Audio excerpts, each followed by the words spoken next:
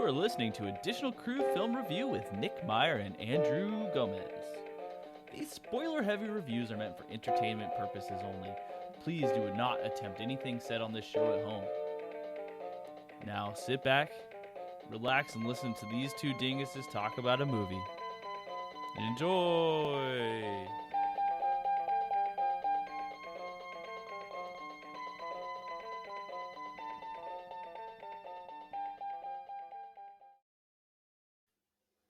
A lottery.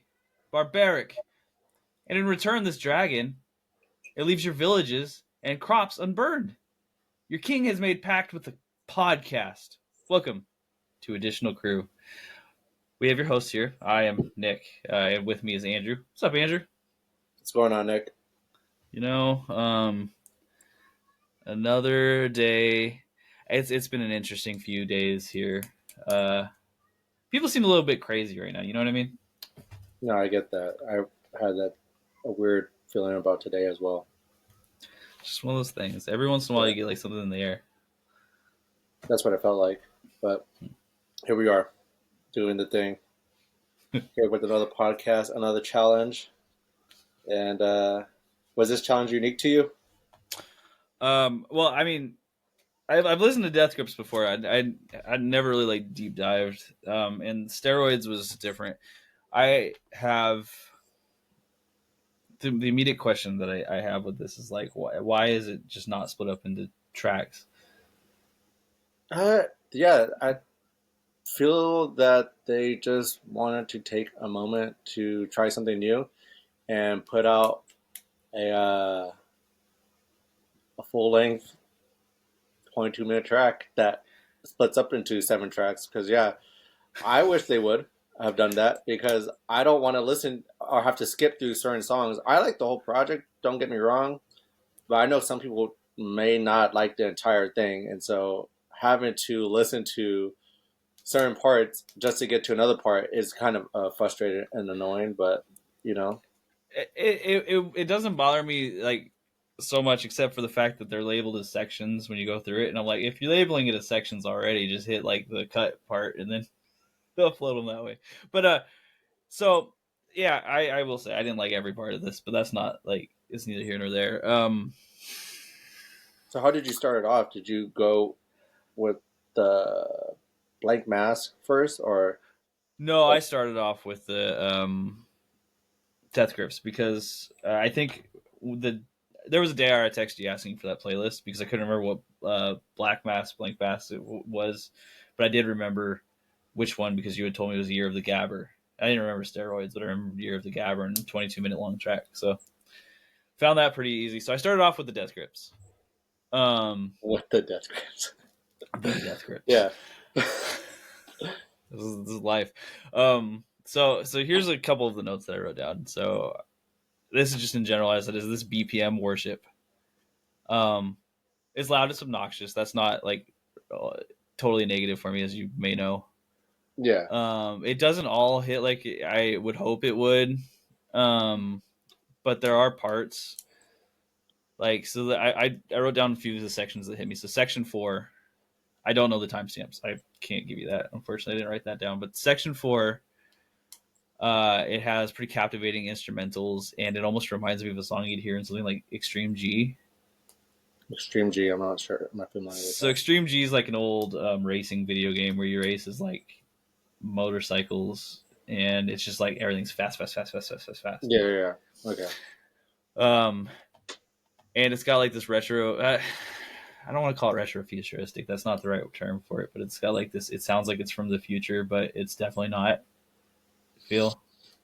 Yeah, I mean, there's just a lot of electronics on this that help create that mindset because it's very like the electronics on this sound like they're made from an old styling synthesizer. It doesn't sound like a new synthesizer, but I don't know, that I could be completely wrong about that, but it just sounds very like how people back in the 80s and 90s made music sound more futuristic than it really was. Yeah, and it's like there's a certain timbre to it that leans into that feel, and I don't know I'm not familiar enough with synthesizers or the Yeah, settings I in them think to give any more. retro futuristic is a pretty solid uh, fitting for some of these songs. Section 5, I really enjoyed the hook and flow in that. The beat, I can't remember. It's either section 5 or section 7. And this is why I wish they were in tracks, because it would be easier for me to remember exactly what spot I wrote about. Yeah. Section 7, I know, slows down, and the lyrics I could understand more, and I could actually understand. It felt like he was talking about code switching and living in the struggles of society. Um, as you know, it's the part with the black body. Oh yeah, Black Body. Yeah. Yes. So it felt like he was talking about code switching, and it felt like I could understand some of the intent. And then section 5 had a more catchy hook to me. Now with excuse me, with pretty much anything I've heard by Death Grips, it's a struggle to understand what he's saying the first listen. It doesn't stay a struggle if you really attempt to pay attention to it. Sure. But that first way through, the lyrical delivery changes a lot. It can go from shouting to weird to modulate it and back and forth. So you can't like get into like this is his styling and this is what I'm listening to. And that's not a negative. It just means that like I don't really, even with the lyrics up in front of me, I couldn't really follow super strong. But section 7, I felt particularly good, and this is where I said, a shame I can't listen to that section isolated. So whatever section 7 was, I really enjoyed that part. Yeah, And Black Body was a great track. I think that's what the song is probably called. that would make sense. Section 8, it like pumped the beat right back up. Yeah. But I felt like, to me, the the content of the beat, I don't even know what to call it, like the hook, the feel, the chord progression. Fuck man, I don't know. But whatever was happening in there was probably my favorite version of like the high BPM tracks. So the for me, like the closing of this EP track was the strongest. Whereas in the beginning, it was like a little rough to connect. Um, Throughout, I want to say like the first 4 to 6 minutes, I had a hard time like getting into it, and then I think it hit at a certain point where like, yeah, I like this, but I'd still like it as different sections, just because like the abrasiveness means I'm probably not going to hit back on it. You know what I mean? For sure. Because it's like 22 minutes is a long time for me to dedicate to getting through to these like 2 minute segments. Yeah, and you don't want to have to throw something on and skip through certain songs. And, Like, and this is a hard one for me to rate, because it's just there the composition of it is really like the main issue for me. It's like as a whole, like there's a lot of bright parts, but like on like a listening scale, it ranks lower just because of the composition they chose, and that's not necessarily to fault them for it. That's just a personal opinion on that. sure. And I don't think that's an ill opinion on the the track itself. I think it's just like you said, the way that they deliver the product isn't something you're quite fond of. So that makes sense. Yeah, and I will go back to like track 7 when the lyrics come in, and if the intent that I'm understanding behind it is the truth, I really like the delivery of that, and I'm wondering if the rest of it was all related to something similar, and I just couldn't put it together in time, because the code switching and the way he talks about it in there is actually like it feels really well done, whereas the rest of it I was really struggling to understand what I was listening to as far as like what he's saying, because I'm looking at the lyrics and I'm like I'm not, either I'm not spending enough time trying to think through this, or it's just like not references that I get. Yeah, the way he delivered his lines, I was trying to think of an artist like it's literally on the back of my mind of how he delivered his lines, but it just came off as very much like an '80s like I'm not the band I'm thinking of isn't the band I think it is, but I just have slow pulp in the back of my mind for some reason, or just like spoken word style delivery, but it's just like very. It's not obviously it's not like directly spoken word, but it's just like he's very like meticulous and like he's very aware of how he's saying certain words. Whereas before he was just kind of shouting and saying being Mm-hmm. kind of sporadic with his line delivery. But this one, he actually like took time to deliver the lines that he wanted to say, and there are moments where in that track it gets kind of distorted towards the end, and it's beginning to get distorted by the end because I feel like it's slowly bleeding back into chaos into Section 8. And Yeah. What was Section 8 the one that had like bathing you like bathery? Ba- uh uh battery? Bathing yeah, you like no, that battery? one. Battery, been on a battery. I know what you're talking about. Bald head girl. No, that's bald head girl. That's stoic girl. That's Section 4. Section 4, okay. So this one, yeah, so that one was the one that I thought was like at first I was really into it, but then the bathe like you like battery. I liked the line at first, but then the way he repeated it was just I was like, oh man, the modulation on that one got right under my skin. I was like, I don't know about that. He there's lines in this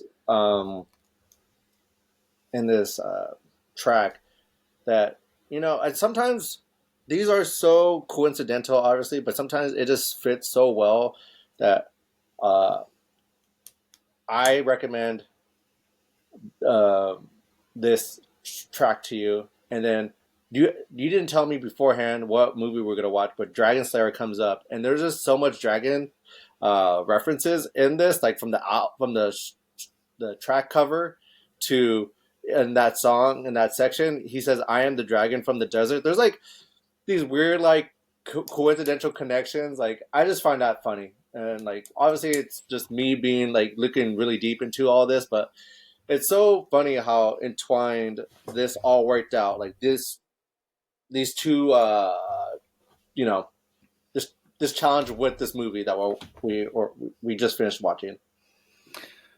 Which is interesting because they're very different time frames, very different sections. Um, so now Black Mass. I want to move forward here a Mm-hmm. little bit. So Black Mass. Sure, I I'm skipping over the first track on that album. I listened to the whole album. you did. Yeah, this is I had forgot what two tracks and this was before, and I had some time to kill, so I was like, I'll just listen to the whole thing. I didn't write down notes for the whole thing, Sure, so sure, sure. I had listened to this once before Oh, interesting. because the Sacred Bones label, the label that they release their music on, does a lot of cool music. Mm-hmm. And usually, just to give the shout out to Sacred Bones, they have just myriad of different genres, and they're all kind of like challenging listens if you like want to try different things. I found out about them because they release all of John Carpenter's music, Sacred Bones. and Okay, nice. yeah, so Sacred Bones is a cool record label. So this one I believe was Rhesus Negative and Please. You wanted me to talk about? No, Reese's Negative and John Doe's Carnival of Eric. The track 1 and track 2, just Okay, because of the dichotomy of each of the tracks. okay. So I wrote down notes about Reese's Negative and Please. Oops, Okay, that's fine. but I did listen to the John Doe track, which I believe had more of like I want to say spooky feel. That's not giving it fair credit. It just Um, sounds like a like you going through a twisted metal style carnival roller coaster ride. mm-hmm, Like mm-hmm. nothing was really happening. It was a slow roller coaster that built up into a Superman style roller coaster, and you're going 100 miles per hour on Reese's Negative. Yeah, because I was gonna say that Reese's Negative. The first thing I did was crank that BPM right up. Interesting composition of notes going on. I don't really know what it takes to make the music like this, but I assume that like the way they're attaching each note and creating this fast beat, it's not like as simple a process as I would guess. Because I just don't know. I assume it's complicated. It might not even be complicated. Like the only time I've ever done this is like at one of my friends' houses in high school. He had an old school synthesizer, right? Mm-hmm. And the old school synthesizers had like beats built in, but it wasn't like nearly as complicated. They're super simple. So I don't know if it's the same. I would guess it's not. I would guess that they're putting together some of these beats just like note by note. In which case, good for them. Um, it's so okay. this is just me, okay? So this isn't music I usually have like the space to listen to because like it doesn't really pump me up that much. I don't know what it is. Like the high beats BPM doesn't get me. It's like I think I'm just like mellow by nature, but I don't hate like fast music. It's just that like it doesn't bring me up a ton. Uh-huh.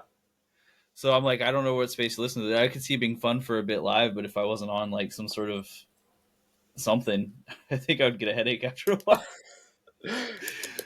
No, I mean you're not wrong in this assessment because have you ever heard of the band Machine Girl? Yeah, yeah.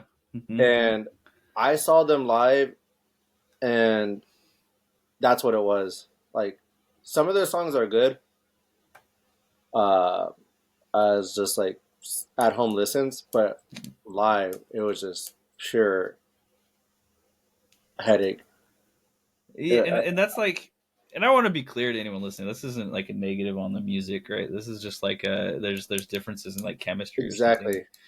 Um, the spooky piano bits didn't really do like that much for me, and I don't know if it's a piano. Again, I'm so unaware of what goes on in making the synthesized music. I have no fucking clue. So like, if I sound ignorant to listeners, to understand, I am ignorant. uh, I mean I like the layering of the screaming bits because I think they have good timing when they come in. And it's not overused and it doesn't overstay its welcome. And this is still on Reese's negative.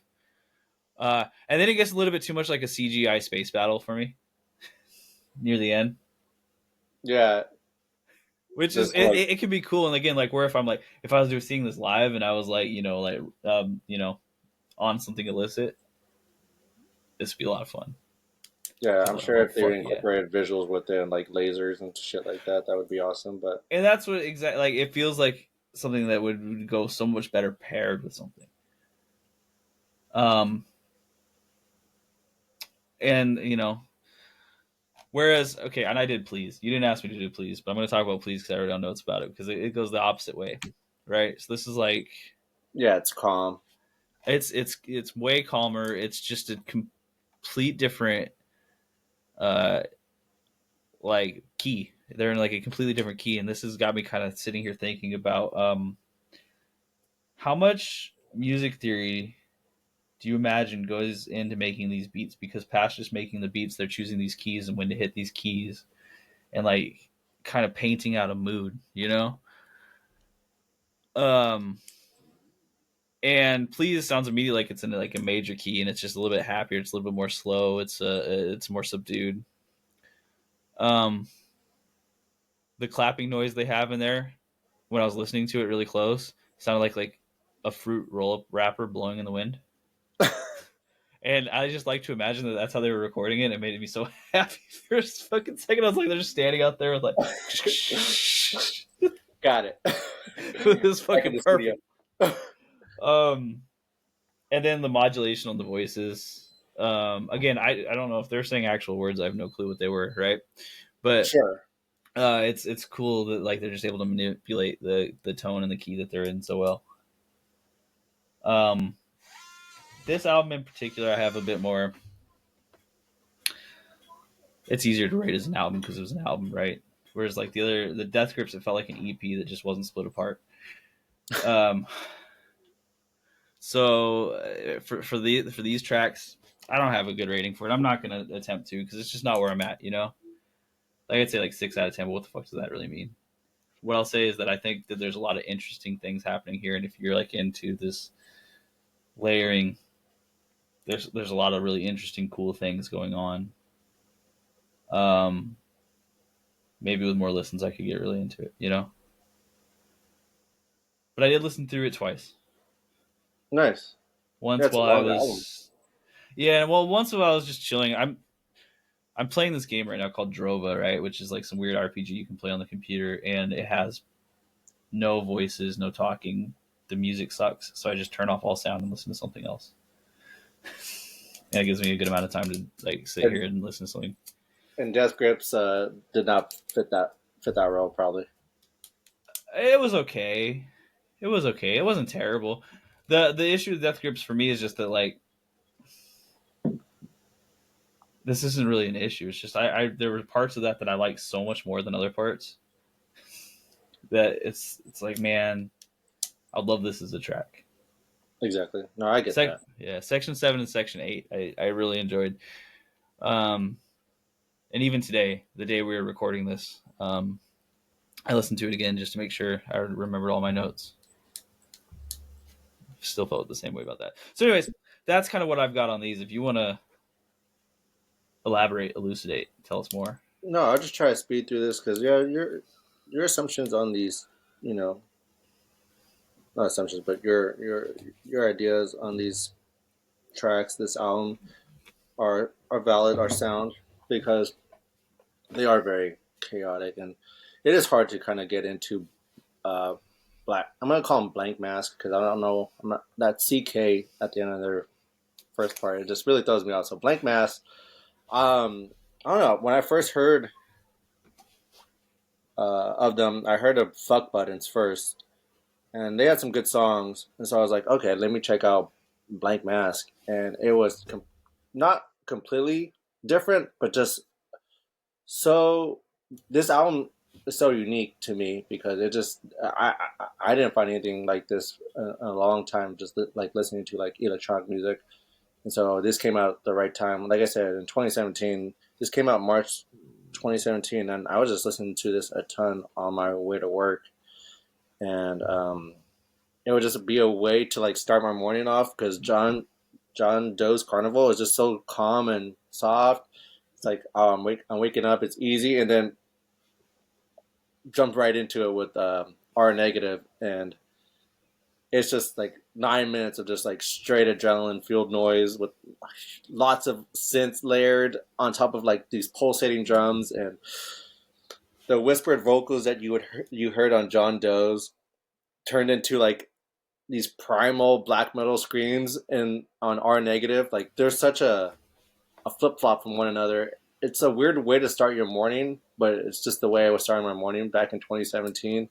Mm-hmm. And I don't know, just hearing the minimalism on John Doe and then the maximalism on R negative, it just I don't know, it just paired well. And so that's why I was really into. And I just want to quickly read off their Bandcamp page on the album. It just says, "As humans, we are aware of our inner beast and should therefore be able to control it. We understand our hardwired, hardwired primal urges and why they exist in an evolutional sense. We understand the relationship between mind and body, highly evolved and intelligent. We should be able to recognize these genetic hangovers and control them as a means to act positively and move forward as a compassionate species. Unfortunately, this is not the case. Recent global events have proven this. The human race is consuming itself." So I don't know why they would include that as part of the album, uh, uh, you know, to get you into the album. But there's something layered in all of that. The World Eater. I don't know. It's hard for me to say. I think like this is so up to interpretations when you start giving it like meanings, you know. Yeah, no, for sure. I just wanted to include that at the very end because I thought it was cool, but maybe it wasn't as cool as I thought it was going to sound. Do Read it. do you have a rating for it? Like, Uh, I go back and forth with the album. I don't really listen to it as an album per se. I listen to those first two tracks. Please is cool. It goes on for too long. yeah, my bad Um, for completely reviewing the wrong song. I swore I was like, it's got to be Please. no, you're fine, dude. It's all good. I gave you that track list way too late, and I totally forgot. Um, the Rat, I don't remember a whole lot. It sounded like a dark roller coaster, I think. Silent Treatment, I don't remember. A lot of these tracks are like over 4 minutes, and I do like Mm-hmm. long songs at times, but sometimes they go on for way too long on electronic songs, especially, and they just kind of just repeat and do the same things, and I get kind of bored Yeah, if it doesn't that's have fair. lyrics or some type of change. Um, Track six, like Minnesota, whatever that other word is, and Naked. I really like the last part of like that song and kind of how you feel about Death Grips and uh, Gabber. If track six on World Eater would have split Naked. I would have loved that song as just Mm-hmm. a song by itself so much. Mm-hmm.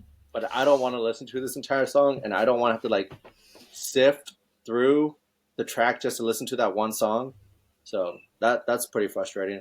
I mean, overall, like I think you nailed it on the head with your review on like if it's something that sounds interesting to you, like just high intensity, but at the same time there's like some calm in between these tracks. I think honestly, uh, R Negative is like the most insane sounding song. Everything else is kind of tame for the most part.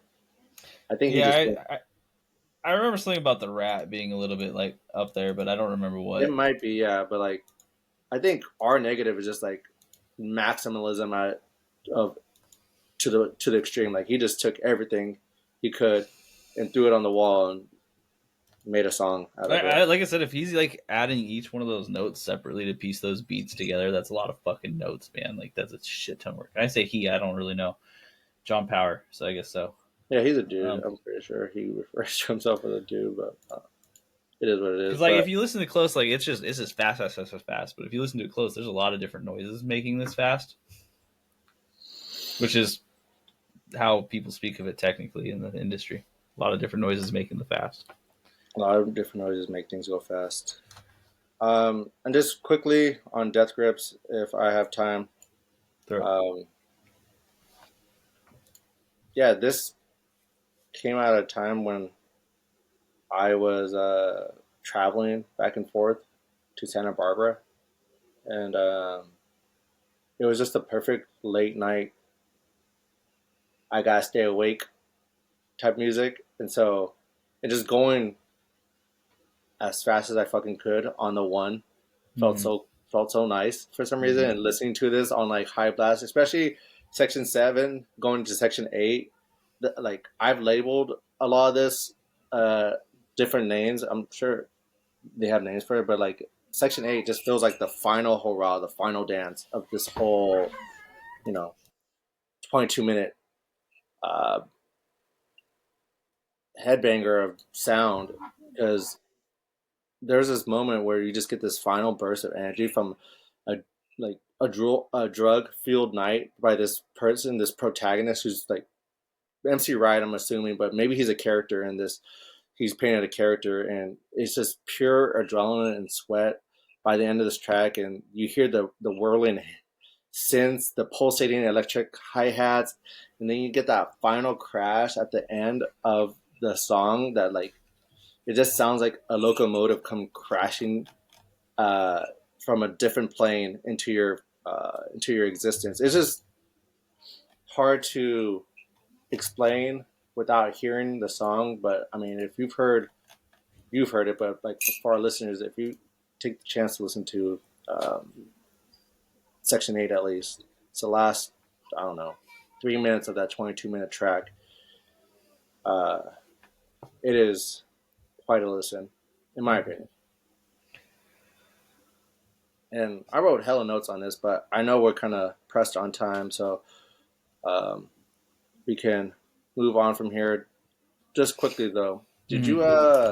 did you want to share anything on life in 2017? What you were listening to, or Life in 2017 was pretty wild for me because I think that's the year I moved from Midtown Sac back into my house, and then had to move from my house to Eugene.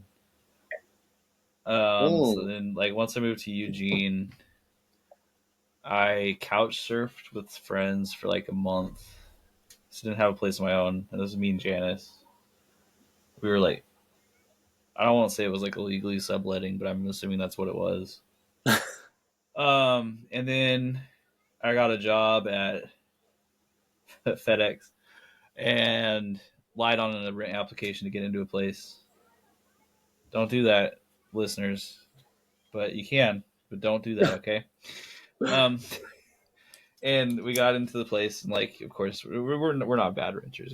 We're pretty good, but it's like getting past that initial screening when you don't have a job and have no money, kind of hard. And what I remember from that time is always being out of money and trying to find a way to buy cigarettes. yeah, So get the Stogs. Dude, you had to. That was like the one thing I had to plan on. That was like the only thing I had to like. Look forward to. There's like, there'd be like $16 left in the account for like the next 4 days, and I'd be like, okay, so I have to only smoke 3 today. I can have 6 tomorrow, and I can buy one more pack, and that's the fucking. It was just like it wasn't budgeting the money; it was budgeting the cigs. Which to anyone listening, I don't smoke anymore, and you shouldn't smoke. It's bad for you. It's bad for your bank account. It gives you fucked up reward pathways. But back then, it was great. It kept you going, man. It gave you Yeah, life. Yeah. I don't fucking like, to be real. Like during that one time was a time where I like didn't have a computer. All I had was my phone. I didn't have like anything, and I was just listening to, I think, a fuck ton of King Gizzard, because that was the year they released like the 4 or 5 albums the first time. And so it was like I didn't have to wait a long time to look forward to it. It was like every 3 weeks. And that's what I remember from that year off the top of my head. Do you remember the King Gizzard album? Yeah, Was so there it was like Octagon? there's no, it was after that. It was there's Flying Microtonal Banana. That's where they lost me, man. See, that one I thought was pretty good. Murder of the Universe, which was 3 different albums packed into one, and the last third was awesome, and the other 2 kind of stunk. Sketches of Brunswick East, which Dude, was they dropped whatever. so much shit in Yeah, that's what I'm 2017. saying, man. Like, there's just a fuck ton, and then there's like gumboot something. There's another Gumboot word. Soup. Gumboot soup, yeah. And that one was like, if you were into the rest of it, you liked that album. But if you had issues, you weren't into it. Dude, I was Uh, so into Nonagon, and then I was like, oh, I'm looking forward to Flying Microtonal Banana, and that lost me. I like a lot of Fighting Microtonal Banana. There's like a moment in there that I don't like as much. It's like Open Water. That track is where it like loses me because I love Melting. Um, but they're, I think 2018 they started off with Infest the Rat's Nest. It's just called the Rat's Nest, I think. Yeah, And Professor Rat Nest. that was their second peak. So Nonagon first, Infest the Rat's Nest second, and then since then they've been like, they've lost me a bit. But you have like 30 albums, you're gonna lose people. Yeah, dude, they just keep pumping out albums like it's like it's going out of style. And who knows, it might be good at stuff. They yeah, I mean, mad props to them. Those dudes seem like really good dudes when you listen to like the stuff they say. But Oh, for sure. you know, it's just a lot of music. But yeah, so 2017 for me was just moving chaos, like instability. But found stability. Things are good now. Yeah, it gives you appreciation to what you have now. That's Mm-hmm. good. Happy Mm-hmm. for you, man. Thanks for sharing. Yeah. So with that said, let's jump into the side movie reviews. I have Sure. 3, but they're super quick. Yeah, I'll start off with 2, and then I'll let you go on the one that you've got, and then I'll do my last one. Sound good? sounds great. Chill. Okay, so the first movie that I watched in between was I watched Twisters. And this is the 2024 movie Twisters, the sequel to a movie that no one thought needed a sequel. I watched it with Dino because he's getting to the age where I can watch these disaster movies with him that aren't overly brutal. Mm-hmm. And he's like scared, but honestly, that made it way better. That was so much more fun because he was actually like, "Oh God!" The review I wrote was, "Yeehaw, we're going NATO wrestling. We got your twin twisters, we got your small twisters, we got your big twisters. We even got your fire twisters. Enjoy some light romance and comedy and lovely tunes of your finest country rock acts along the way. 3 out of 5, 6 out of 10. It's not great cinema. There was a fire twister. There's a fire twister. Was it like propane in the twister? They like the twister went over this large oil refinery, and it blew up and it created a fire twister. I don't know how realistic or science that is. Yeah, I wonder what science they did to find that out because I've never seen a fire twister, but that sounds terrifying. There's a lot of questionable science in this movie. Like the whole entire idea is that like the main character can stop a tornado because she can soak up water if she releases solvents into the air. And I don't think that that's true. I don't buy that for a second. But you did get to listen to a lot of country rock while they were driving around in big trucks. Modern day country rock. Modern day country rock. Like I made the Oh, joke there that I you was go. like, well, we haven't heard the Jelly Roll yet, and then during the credits there was a Jelly Roll song. There's So Jelly Roll. Jelly Roll is not too far off from most Midwestern style movies, sports, what have you. he's around there somewhere. If you stay around it long enough. But it was genuinely entertaining without being a movie that I would say watch. It's good for like a who cares, or like in my case, if you watch it with a 4-year-old, it's very exciting looking. Yeah, And I mean, he doesn't know much, but he sees a flying cow. yeah, That's the that's what he's the flying. the twisters still look really bad. They look like complete CGI awful twisters. Like they haven't figured that out at all.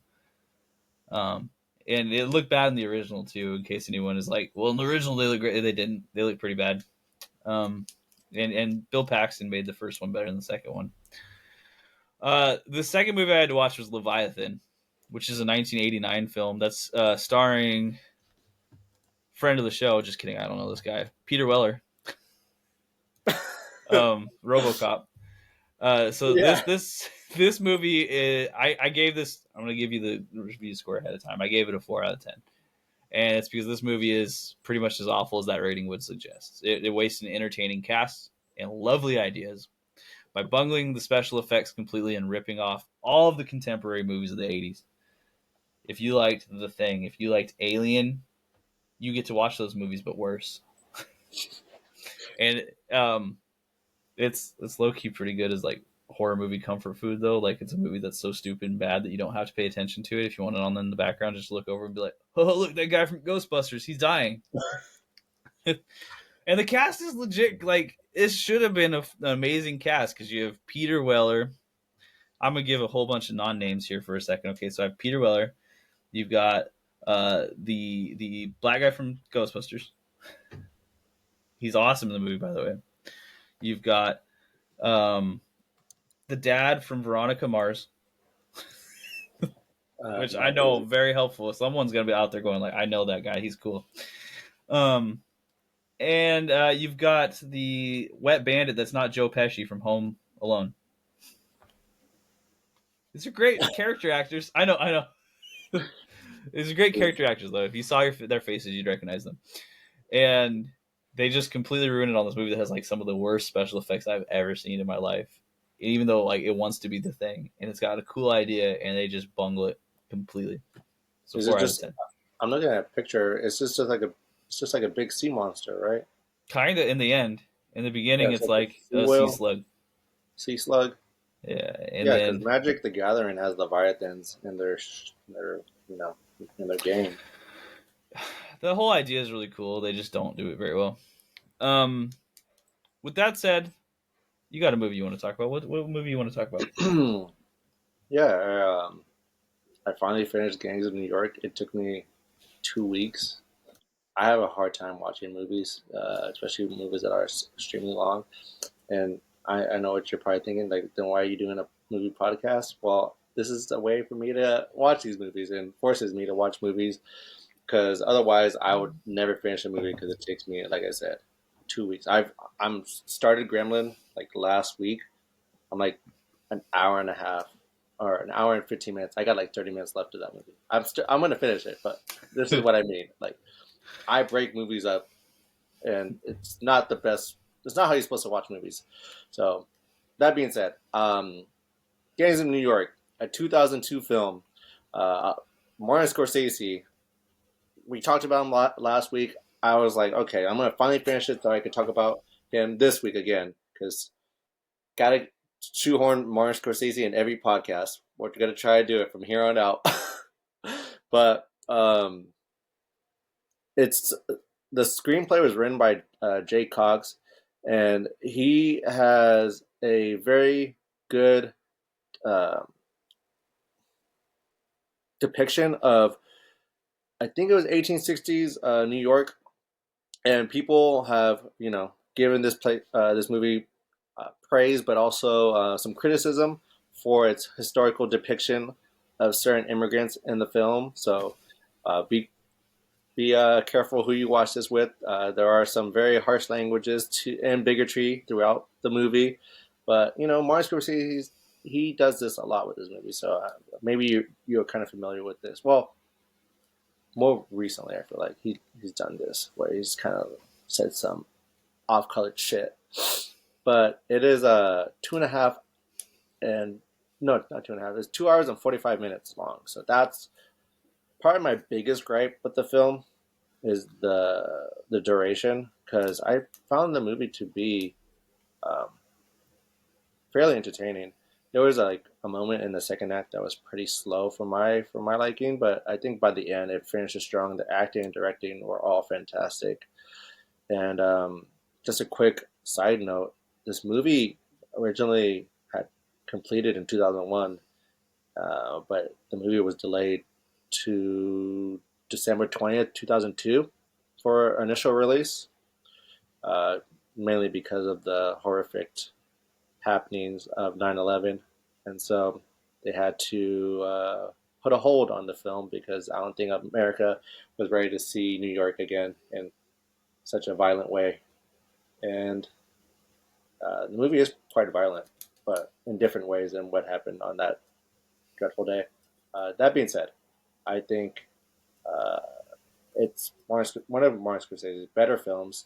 Um, Daniel Day Lewis does a fantastic job. Leonardo DiCaprio, he did well. I mean, obviously, he's a great actor. Um, he sold his part, but I've seen him in better stuff, so I think that's what I'm like kind of saying. Um, Loved him in the Departed. I think that's probably my favorite Martin Scorsese film is the Departed. Cameron Diaz is in it. People forget that she's in that film, and uh, there's some moments that are pretty graphic and interesting throughout the film. Uh, but I'm rambling. I overall I fall in line with the average critic reviewer, and I feel like it's a solid 7 out of 10. Like it's worth the check. It's worth checking out if you have the time. Sick. Yeah, that's a movie that I'm pretty sure that I watched twice over the years, and I don't really remember anything. Um, Yeah, I feel like if you were to remember one person, it'd probably be the butcher, like Daniel Day Lewis's yeah, character. yeah.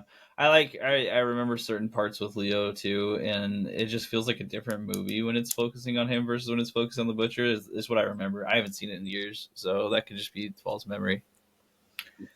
Um, 7 out of 10. It's a movie podcast. We're gonna bring up Martin Scorsese plenty. That's just the way it is. Um, Last film I'll talk about is Shadow the Vampire. Now I watched this one because Nosferatu is coming out Christmas Day, December 20th, something like that. Whatever, relatively soon after this releases. So Shadow the Vampire is a 2000 film that is about the filming of the original Nosferatu, but then it takes a fictional turn on that. And spoiler alerts, it essentially ponders the question like, what if Nosferatu, as cast in the movie, was played by a real vampire?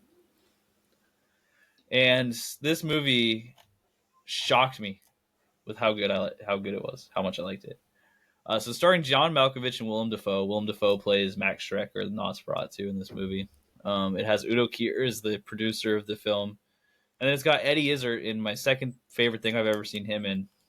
Them in the first being the Hannibal TV series, and it's got fantastic performances the whole way through. Now this is labeled as a comedy, and frankly, the only like things that I thought were particularly funny about it were Willem Dafoe's facial expressions. But they were supposed to be funny. Like if you've seen the original Nosferatu, that guy doesn't look like a human. He's so over the top, so out there, and they play on that so much. So this movie is it's a fairly simple concept. Like, what if the monster cast in a movie was actually a monster, not an actor?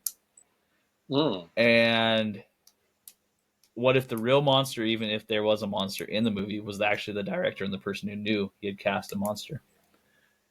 John Malkovich, Willem Dafoe kill it in this film. They are so good, and it is so interesting. The compositions are great. The idea is good. I'm giving this one like an 8.5 out of 10. Oh wow. I Oh yeah, really I enjoy never this heard of movie. this. Um, Where'd you find out about this? I bought it on VHS. It was just like Oh, sitting on a shelf, and so I picked it up because I'm like Shadow the Vampire, and I was like John fucking Malkovich and Willem Dafoe in a movie together about a vampire, sure. And then I watched it, and it was really fucking good. and it's produced by Nicolas Cage. Is it? See, he knows. Um, yeah, and it at first when you're watching it, you're like, is this just a historical retelling of them making the movie? It would make a lot of sense if it was. And then like slowly over time, you develop the true mystery of this film. But it's like it's all very interesting, all parts of it. It never drags for even a moment for me. Just I highly recommend it, especially if anyone who's listening is excited about the Nosferatu film coming up. This is a nice little delve into Nosferatu without having to watch the '20s version. Yeah, Which, I'm kind of excited for the new Nosferatu. What do you feel about that? oh, I forget his name. It's not Ari Aster, is it? No, No, I it's know. the other guy. They came like up at the same time. I know you're Robert talking Eggers, about. the guy who did The Witch. I'm excited because Robert Eggers does pretty good like gothic set pieces. I really like The Witch. I really like The Lighthouse. Um, and him and Willem Dafoe should just do all of these movies together. So I don't have like a huge love for Nosferatu particularly, but the combination of him and Willem Dafoe means I'll watch the movie because The Lighthouse is. I love The Lighthouse. The Lighthouse theoretically should be an incredibly boring movie, but just watching Willem Dafoe talk with that Scottish accent in the black and white the whole time ended up being so much more captivating than it should have been. So basically, any movie that has Willem Dafoe, you're gonna watch it. I'm willing to Almost. give it a shot. He chooses good scripts. Yeah. Um, He did do Boy on the 4th of July, which I found was pretty boring. boring on the 4th of July. Stupid. Sorry, couldn't help it. I mean, like he did Antichrist, which was a wild movie. Oh, I heard that's wild, yeah. Um, worth watching. Poor Things, which was, you know, Best Picture. Yeah, What is there to say about it? that's kind of I was gonna mention that for a future podcast, but that's one of the top movies that I've seen this year just because it's the reason I initially had brought it to your attention, like, hey, Nick, let's do a podcast about talking about movies. And Poor Things was like the reason why I started typing to you on Discord all my thoughts on Poor Things because I saw that you had Willem Dafoe Oh on your right, Steam avatar. yeah. That's right, because that was like when I started changing them for each movie I watched. Yeah. Yeah. So I was like, Um, okay, I think I remember he had this on his Steam avatar, and that's like Poor Things will probably always have a special place in my heart just for that reason, just because it's the reason why right now we're doing this personally. And yeah, and I liked the film a lot too. It just created such a strange little world. Even if like all parts of the movie weren't great, like I can't believe the world they created to make that movie. hmm Um, Shout out to Wild at Heart. That's one of my favorite Willem Dafoe roles. That's a John Lynch movie. I still need to watch that. It's Wild at Heart. I couldn't help it. That's also a Nick Cage reference. Okay, with that, let's move on to the film we're talking about today. All right. So today we have a young wizardling apprentice is sent to kill a dragon, which has been devouring girls from a nearby kingdom.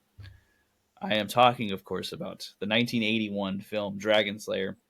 This film was directed by Matthew Robbins, also written by Matthew Robbins and Hal Barwood. It stars Peter McNichol, who has a bunch of different reasons you may know him. It would be not strong reasons you may know him, but they're out there. Like if you watch Ally McBeal, you know who Peter McNichol is. It also has Ralph Richardson, which will have some fun things to talk about, and then a whole bunch of people I don't know. Caitlin Clark's the other big one. Yeah, she's a basketball player. If you Google her, she's definitely a basketball player. No, but that name holds different meaning than it did back in the day. This The true. famed actress, Caitlin Clark, not the famed basketball player of today. Movies that Caitlin Clark is most known for: Dragonslayer and Crocodile Dundee.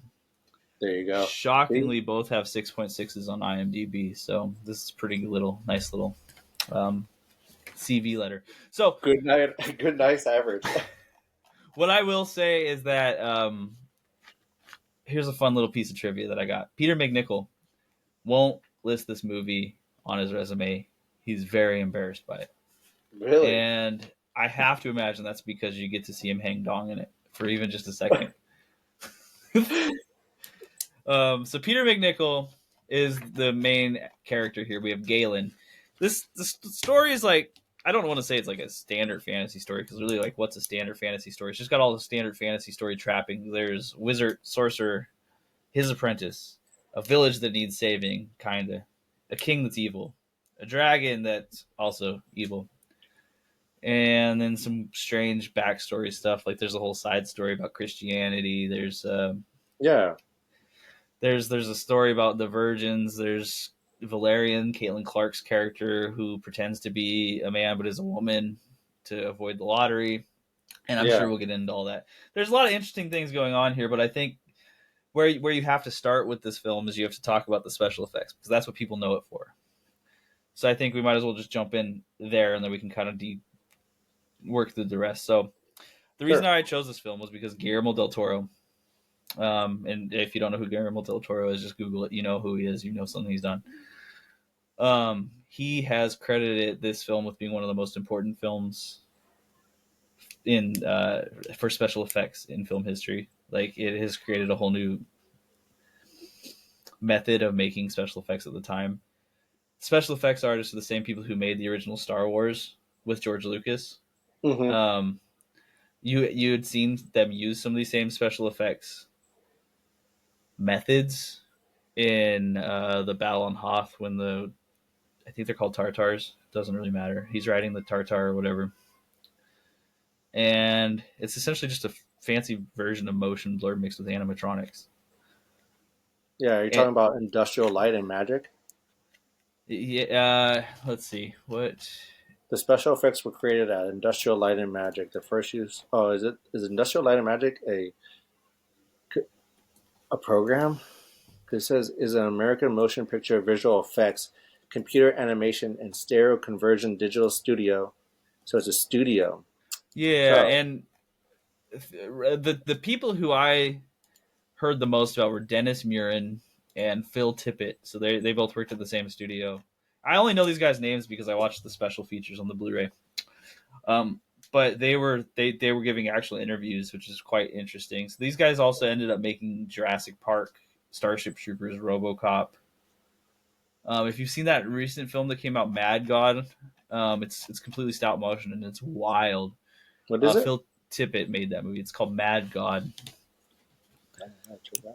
and it's bonkers. So very, very famous visual effects people, and they were hired to do this dragon movie for Disney, and I think it was Warner Brothers. It might have been Paramount. I think it's Paramount. Yeah, and so they were hired to do this Yeah, movie, and it Paramount. came out right before one of the Indiana Jones movies. Mm-hmm. George Raiders of Lucas the thought Lost this Ark. movie. Yeah, exactly. And George Lucas thought that Which movie? That guy, George Lucas, he thought that Indiana Jones was going to have a hard time because this movie had come out. Well, it turns out this movie bombed, and Did Indiana Jones did not bomb. It it did had not? a huge amount of success. But I guess that's not really where we go with a critique of the movie. So the dragon was actually really cool. I'm just gonna say, like, immediately, like, you build it up a lot, so you're expecting a lot, but still, that first time the dragon crawls out and it's in the Mm-hmm. cave crawling, it actually looked really good. Coming from the Even depths of hell. Yeah, even like with the expectations behind, like, oh, this thing better Yeah. look fucking cool, it still looked pretty cool. There are parts that are better than others. There are parts where you can tell it's like a clear puppet, and it looked a little goofy. Yeah, there's some corny parts, especially where he stabs in the neck. When he was riding it, the harpoon. there was some, yeah, for sure. Corny parts are a good part, but I want to say like this dragon was such a commandeering evil presence that it really drove the whole film because they did a really good job of not showing the dragon in Mhm. totality until later in the movie. They kept giving you Yeah, snippets, and I think that's a big part of what made this movie work. yeah, they didn't blow the load too quick, man. They gave you the anticipation from the beginning, where like you know the first time the dragon approaches the virgin, he just does he just snatch it? Does he just no, he grabs it by the claw, right? She tries to she almost escapes, but all you see is the Mm-hmm. claws. Mm-hmm. And so And they uh, do that also when he's climbing out of the hole the first time. I think they show his claws, and maybe they do a little bit of a back silhouette for a second. They're it's not new now. I don't even know if it was new in the '80s, but like they had just the right amount of teasing. Like, oh, you're gonna see him. Oh, you're gonna see him. Oh no, you didn't. Go back away. Pull away. And then they managed to make him look pretty good, even in the scenes that didn't have the greatest effects. Like I imagine the Act 3, the final scene where Ulrich, he's the back. main wizard, is fighting the dragon on the cliff top. Yeah, It was yeah, really indestructible clothing too. industry. I didn't even understand that because he got blasted with that fire and nothing happened. Straight up blasted, but his clothes were also powered by the dust or whatever. They're like, it's okay, he's fine, don't worry about it. The eternal flame will protect him. The blue, like the background they use, it looked like they had a rough go at making that work because the Yeah, clouds rolling in, the stars and everything, really cool idea. But then, like in effect, that was easily the part of the movie that dragged me out of it the most. and they must have blown their budget on that for sure, dude. Hmm. There's a lot of visual effects going on just to make that final showdown really epic. But in Hmm. reality, it didn't like. I like the cave scenes way more. The Than I cave like scene when Galen is holding up his shield and getting blasted with the fire, that's awesome. I was it like, looks hell really yeah, good. all really good right there. Yeah. So for me, it's like the parts where he's dive bombing the camps, and then you're going into this cliffs, and he's like going above the clouds, under the clouds. Then he gets nuked by a wizard nuke. Um, we're a little goofy. I think if I'm being overly critical, it didn't look super real. But then again, I have to like go context in 1981 and think, yeah, that probably blew someone's mind. And then the understanding the how to of them making it was is really awesome. So they had like 40 different miniatures and large dragons. One of the dragons was 40 feet tall, the one that comes out of the water, and they used military flamethrowers, which I guess they were just around because this was right after Vietnam. They used the military flamethrowers to create the fire You got them at effects. auction.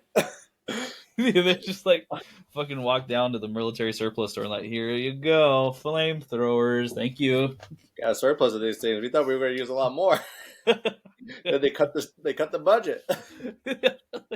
It's a jungle, right? You just burn it down. Is that right?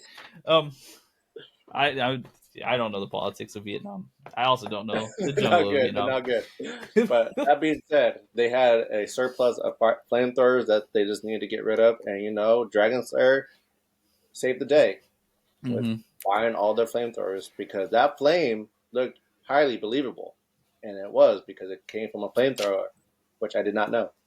Yeah, so there's like I think this they just got a really good crew, you know? Like they had a Yeah, whole bunch of people who really wanted to make this movie and hell pretty yeah, much everyone was really happy with it. And where I think you had the biggest opportunity for failure was in the acting of this film. and what'd you think of it? I thought it's it was good. It's believable. It I was believe the characters. believable. Fantasy movies are kind of hard for me to tell because I think they have like a certain style to them where it's almost like you don't have to like get into that method acting so much because Sure, yeah, you're like we have our roles in fantasy and we all know these roles. I am wizard. You are apprentice. You are king's daughter. You are a virgin apprentice falls in love with. And they hit their marks for this. Yeah, I there's would not have. a lot to really separate and kind of make it your own. Like these are just kind of like uh, your stereotypical sorcerer with Mm-hmm. witty banter and some like Latin jargon to cast a spell, and you have the would you call him conniving or was he just like kind of menacing? Tyrion. Oh, Yeah, Tyrion. I don't think he was conniving. He was probably just menacing. He was just being a big bully. Yeah, I think like his whole entire like I am loyal to the kingdom over you was good backstory for him saying that I think he's doing what he actually thinks is right. Yeah, for the longest Not time I didn't know his motive. I didn't even know he may have stated it in the beginning why he was there, and for who knows how long he was following that crew. Because perfect timing on his part to kind of walk up and bully Ulrich. when when he just kills Ulrich. What do you think's going through Tyrion's mind? Because Ulrich's like, stab me, you can't hurt me, and then he just dies. Am I stronger than I left to believe? Yeah, right. I didn't think about that. Yeah, he's just like, oh shit, Because the that guy. character does do a good job of just like smiling and then leaving. He's just like, the fuck is this? All right, bye. Guess he's dead. Um, I don't know. The setup with it was close to being Star Wars like. I was gonna say, is this an allegory for Christianity? Because that's very Jesus-like for him to die and come back just to sacrifice himself again. It's hard because it could be this film does have like that That undertone of just like Christianity, like in there's a this thing entire going film. on with it, and it's kind of it wasn't like the easiest message to decipher about Christianity in this film because so the people are like becoming Christian over time and they're losing magic from their world. So this is kind of like I want to say it's a trope. I don't know that it was at the time, but like as religion takes over and beliefs and other systems take over, magic kind of fades, right? I don't know how much of a trope it is. I've just Yeah, watched the Merlin series. less voodoos and shamans. Yeah, exactly. And so they're moving from point A to point B, and then this movie like has a couple points where it really makes Christianity a focus for a couple seconds, right? So you have Felt like it. where the priest is coming up to the dragon, and the priest just gets murked because he's like, Dude, that "I'll was pray it awesome. away." Not Yeah, that like I have anything against like priests and stuff, but just the murder that the him getting like torched. That was a funny scene because it's like it pans to him back to the dragon, and the dragon blares fire at him, and he just melts. It's just like holy shit, what the fuck? I was reading this thing about this, and everyone's like, "This people think that's a funny scene. And it's not supposed to be." I'm like, "Well, then why did they do the effects so good for that particular scene?" Wait, are people really saying that? Because that scene is Yeah, hilarious to watch because he just like smokes his ass. I I no, and okay, so my googling to understand the under like to get better information on the undertones of Christianity in this film because I was so confused at first. I was like, Sure. how am I supposed to take this? Led me to some forums, and all the forum posts for this movie are from like 2010. And you know what I'm gonna say? Quick side note: the internet in 2010 was a much more hospitable place because I'm like looking through these guys and they're disagreeing with each other by just pointing out shit instead of yelling at each other. I'm like, that's Just nice. poking holes in people's like opinions. Yeah, instead of like just like, haha, you said this wrong. They're like, well, maybe your version is right, but here's what I think. But what they all agreed on is that the priest getting torched wasn't supposed to be like this like epic, awesome special effects moment or funny. And I'm like, well, why would you do the best effects for a person burning in this whole entire film right here if you didn't want people to think that this was like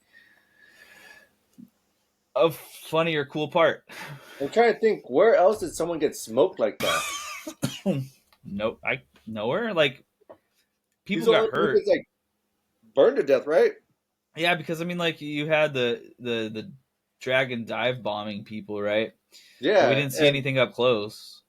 and so that's a big moment in that movie Mm-hmm. because you're showing the power of the dragon, other than like him eating, you know, people, but his power to basically melt a being, like that was crazy. And Because his skin was instantly gone. It was just like he's it, charred man now. the way they made him look, where he's just completely charred, he's melting like a wax figure. He's like, he has these weird like animatronic like folding when he falls and dies. It's just like, how even back then do you not look at that as like, this is funny? Like, Yeah. I it's hard for me to say. So like this, yeah, because I got the same reaction you did. I said, oh shit, that was badass. What the hell just happened? you know, um, but apparently that's not it. So, but okay, so the first Christian preacher who goes up against it and is like praying against the devil, he just gets murked. Then the guy who's watching him gains inspiration from it and becomes the new priest, and that new priest brings everyone together. So this is like showing martyrdom or something. hmm. Um, and at the end, the Christian group claims ownership over Yeah, the dragon dying. yeah, Which there has to be a message there. Like I'm trying to decode it, but I'm like having a hard time figuring it out, like exactly what that means. Like, because what is Galen supposed to tell the people? Because a lot of people are trying to take ownership of what happened. The king is when he goes over there just to stab the heart. He's trying that to take ownership goofball. that I killed it. The We people declare it dead.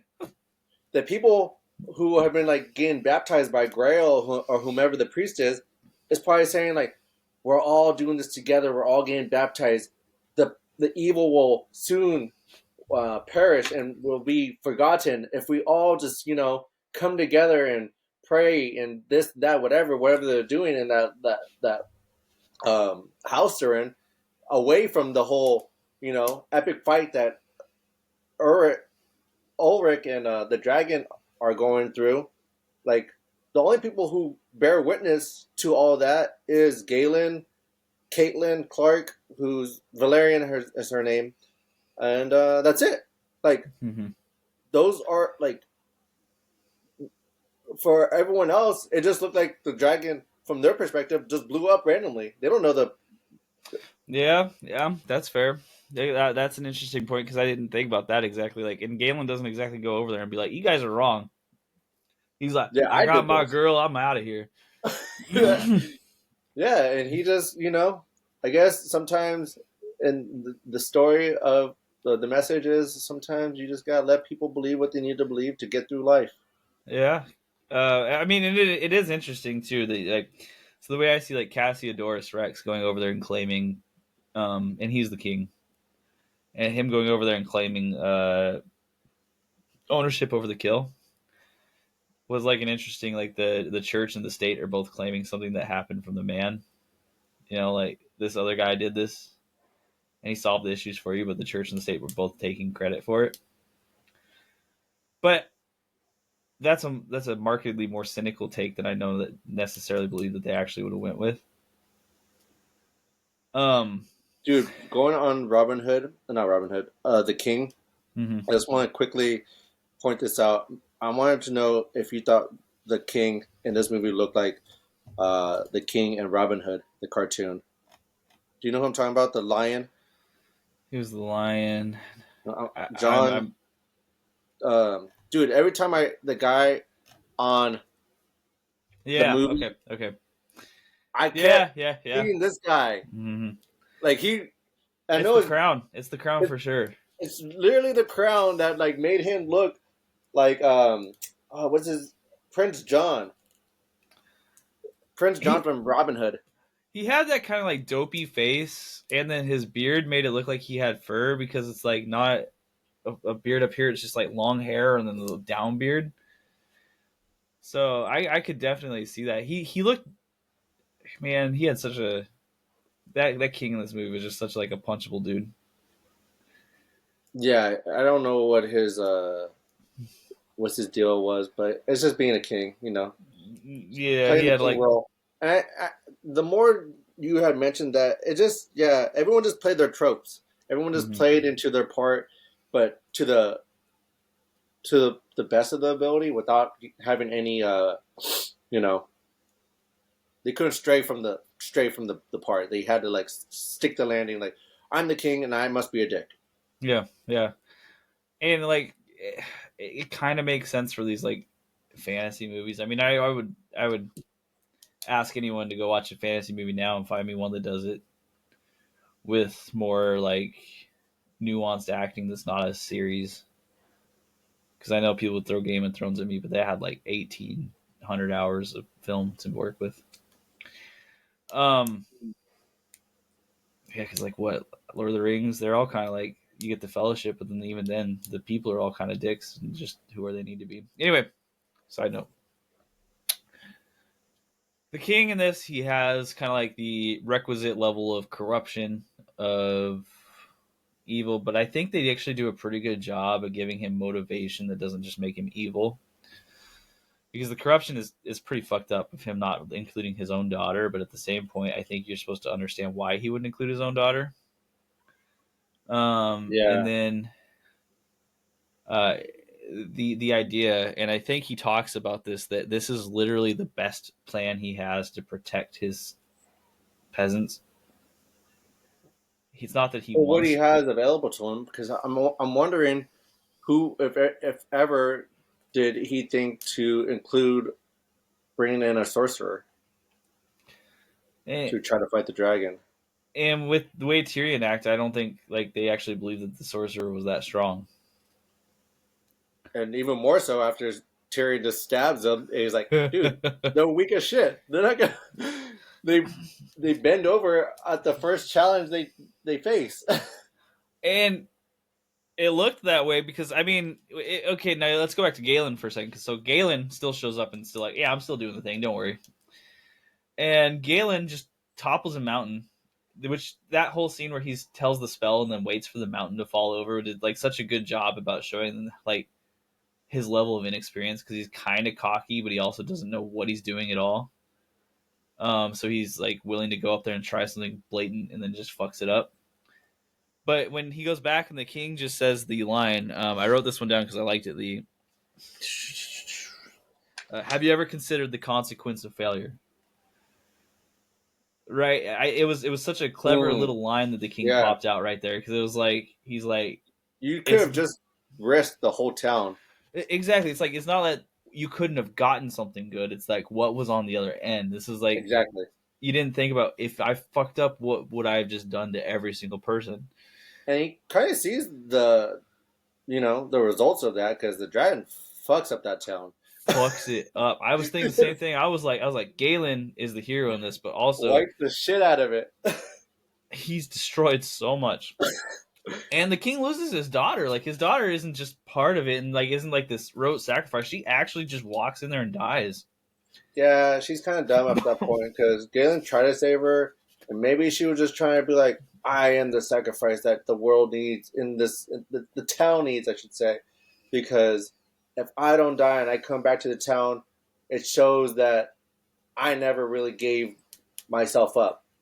Because in her defense, if she leaves after being chosen, what fate does she have left? Because I'm supposed to die. Yeah, And if the dragon's still alive, if I'm still alive, I'm the cause. I'm the reason this happens.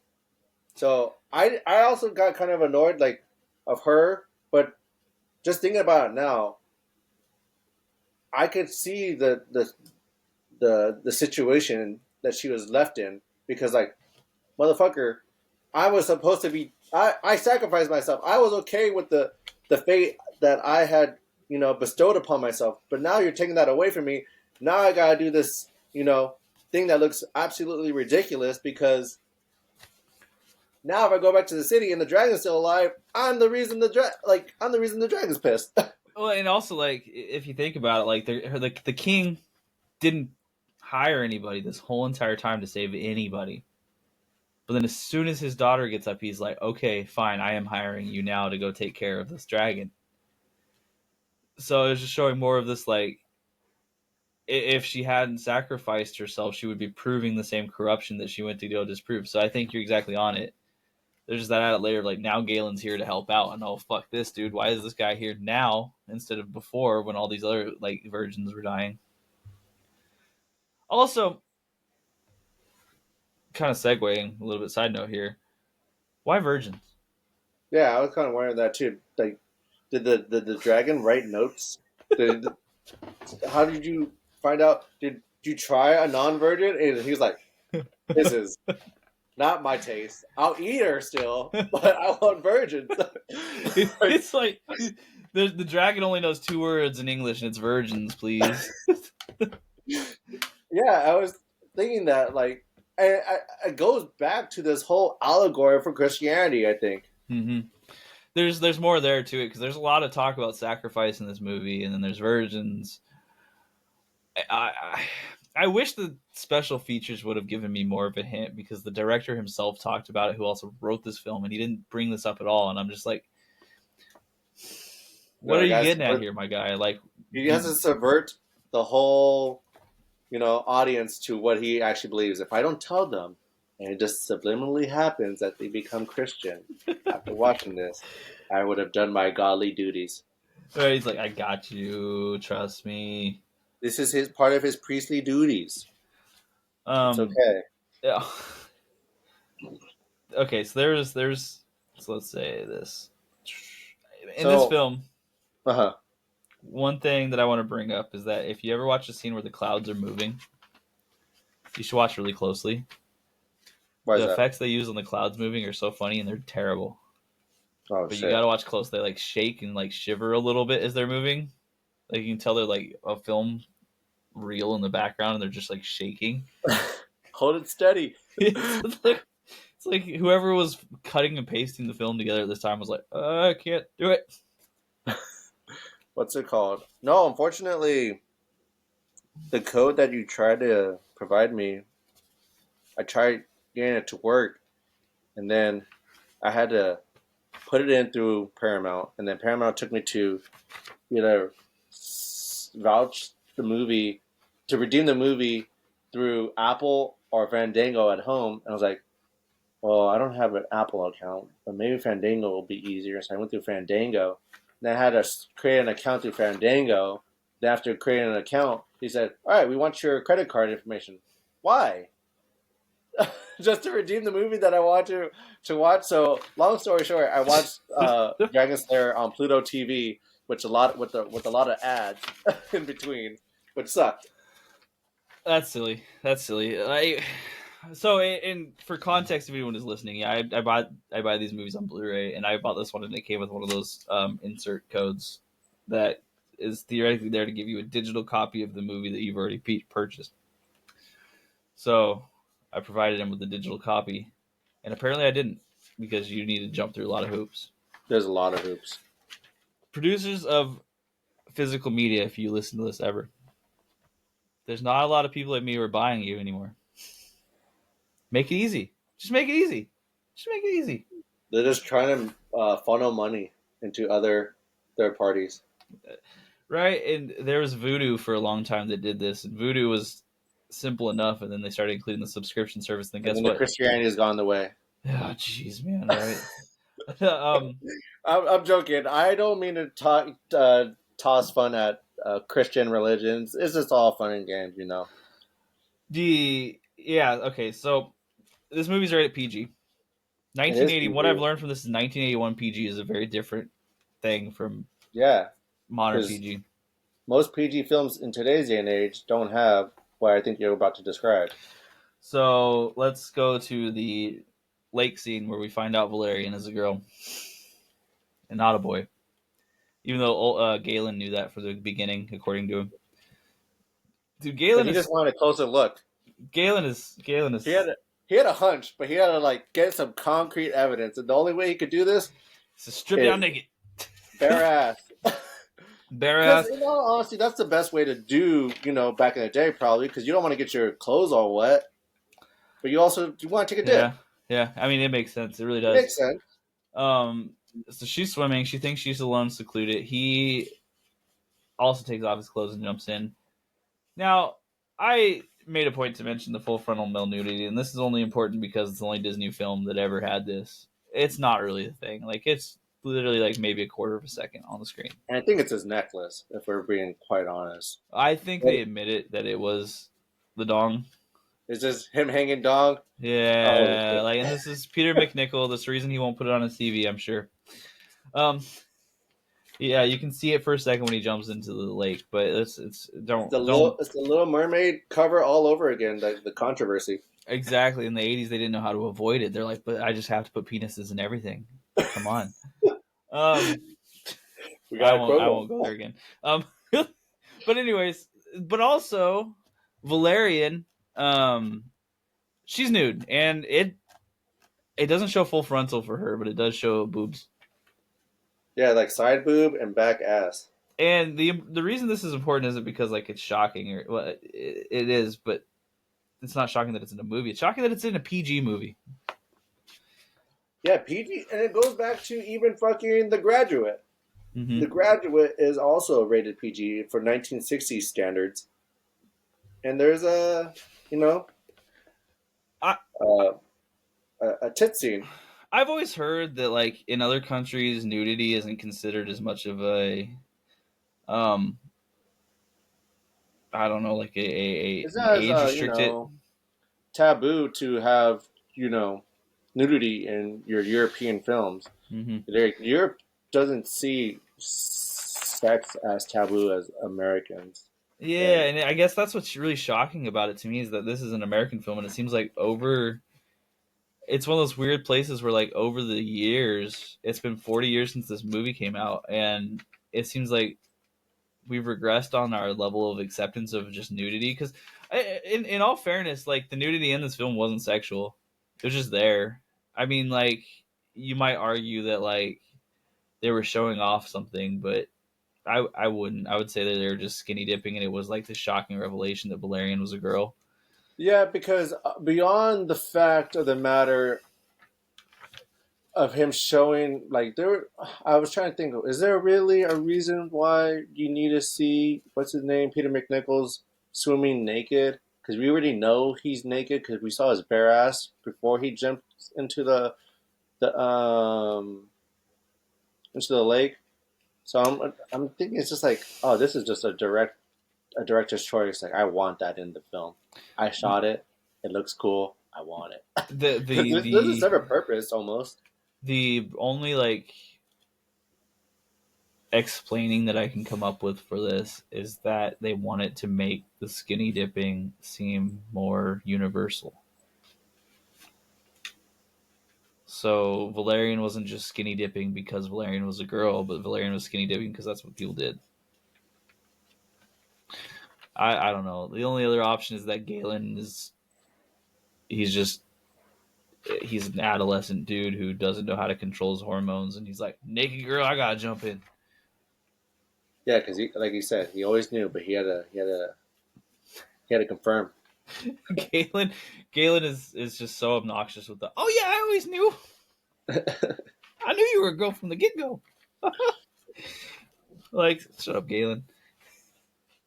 Galen was such an obnoxious apprentice dude. He played it very well, of being this like immature young guy, and realistically, he Especially when he got really power. exactly. He got so cocky so Yeah, fast. to his uh to his mule, whatever his name was, Hodge. He I still made a remember when, Hodge. yeah, and he disrobed the helper. The Yeah, which he could have just done that to Valerian if he just really was confident. it's But interesting. he knows he has great power. He's not gonna abuse it too much. But he's being a dick to Hodge, poor Hodge, Poor and he Hodge, dude. gets an arrow through the chest. Yeah, Hodge didn't deserve anything that happened to him. That was kind of funny though, not the arrow in the chest, but him talking through it. It sounded kind of comedic. I don't know why. And then It's he like, just dies yeah, immediately when yeah, he's done with that sentence. He's like, but ugh. I'm still able to talk. Hodge was goofy the whole time. I really liked Hodge's haircut. It's such a good like unhinged old man haircut.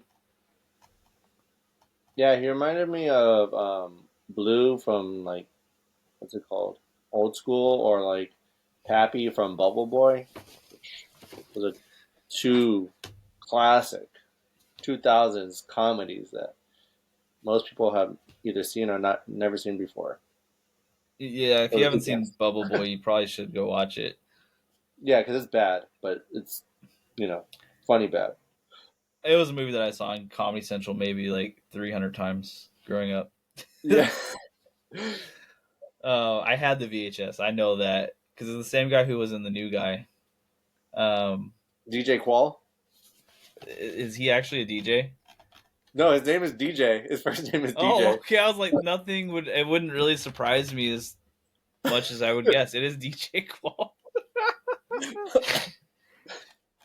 He kind of looks. No, this isn't fair to a DJ Qual. Um, he's a very unique looking dude. If you've seen a movie with DJ Qual, you immediately know it, and you also would have watched an early 2000s comedy if you've seen a movie with DJ Qual. Yeah, for sure. So there were a lot of like cool things that happened in this film. There's a few that stood out to me, and of course, we've already talked about the burned alive scene. I think that's number one by far, the coolest actual little snippet in this film.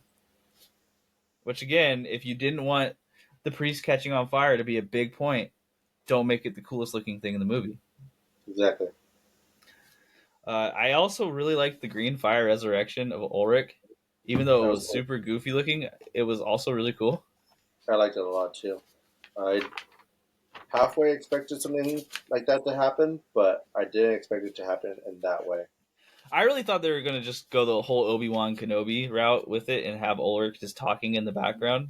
You know, Yeah, like, just becoming like a floating spirit behind mm-hmm. Galen everywhere he goes. Galen, use the magic. Burning water, find it. The again, that whole last scene was pretty bonkers, and the cloud backdrop was such a cool idea. It just they didn't quite manage to make it look real behind the human actors. The shooting star scenes were funny to me. Shooting star scene. Which part was that? At the end, when Ulrich is on the cliff, there's a part before the clouds roll in, or maybe it's after that, where he's standing in front of the starry sky and they're shooting stars. I also believe the beginning scene has shooting stars behind the castle that the wizard's in. Okay. Um, both parts just look pretty cool. Am I conflating this with something else, or was there an eclipse in this movie? There was an eclipse. I don't know why they, made it such a point, but there was a point where the sun was being hidden by the moon or something, Mm-hmm. was blocking the sun. Because yeah, and then that's when the final showdown between the two powers, the dragon and Ulrich. Yeah. Okay. So that's. I think it might have been during that part when you see the shooting stars in the backdrop. Um, which I did look this up. The cloud scene and the backdrop were filmed in Hawaii. They sent someone over to Hawaii for 3 months just to film sky. It's a good gig. It is a good gig. Turn on the camera and then Want walk me to do away for what? 3 hours. Go to Hawaii? Like, you just All need right. some clouds, and they need to be Hawaiian clouds. Okay, all right, cool. The starry sky was also filmed in Hawaii, so I think they went to that top of that weird mountain. I should probably have a name for it if I'm gonna say it. But that weird mountain that they do the NASA tests on, or the astronaut tests of living in Mars. Oh shit. Okay. Um, I'm not. I don't know how to look this up in the time frame that we have here. But it's really cool stuff. After George Lucas saw it, he did believe the movie would be a hit, and he said that your movie's going to kill mine. It did not.